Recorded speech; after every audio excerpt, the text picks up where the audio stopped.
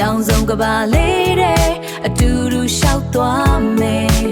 ဆရာဖြိုးကိုရဲ့လက်ရာတွေနဲ့အလားတရားဖန်တီး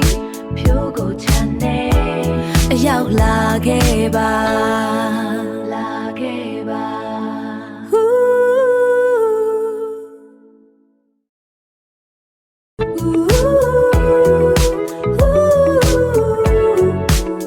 လိုင်းလေးတွေစီစဉ်စိတ်ကူးတွေရင်လိုက်အယောင်ဆုံးကပါလေးတဲ့အတူတူလျှောက်သွားမယ်ဆရာဖြိုးကိုရဲ့လက်ရာတွေနဲ့အလားတရားဖန်တီးဖြိုးကိုချမ်းနေအရောက်လာခဲ့ပါ